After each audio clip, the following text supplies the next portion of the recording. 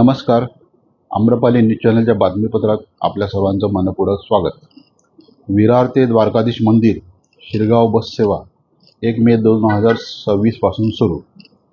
माननीय प्रथम महिला महापौर प्रवीणा हितेंद्र ठाकूर यांच्या संकल्पनेतून साकारलेल्या द्वारकाधीश मंदिरात दर्शनासाठी येणाऱ्या भाविकांना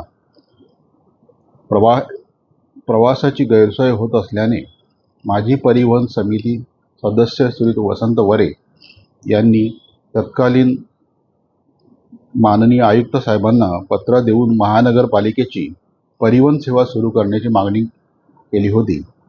या मागणीची तात्काळ दखल घेत दिनांक 1 मे 2026 पासून रोज विरार ते द्वारकाधीश मंदिर शिरगाव बस सेवा सुरू करण्यात आलेली आहे.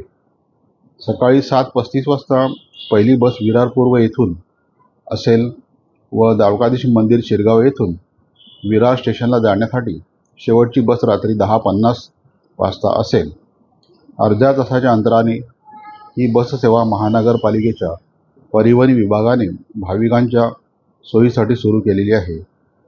या परिवहन सेवेचा शुभारंभ वसई विरार शहर महानगरपालिकेचे उपमहापौर माननीय मार्शल लोपिस यांनी हिरवा झेंडा दाखवून केला.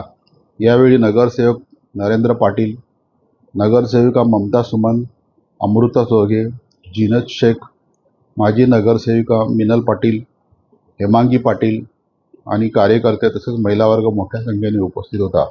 भाविकांना मंदिरात दर्शनासाठी जाताना महानगरपालिकेच्या परिवहन सेवेचा लाभ घ्यावा असे आवाहन करण्यात येत आहे. वृत्तसंकलन रमेश सोनावणे, संपादक आम्रपाली न्यूज चॅनल वसई विरार. चॅनलला लाईक व शेअर करायला विसरू नका. धन्यवाद.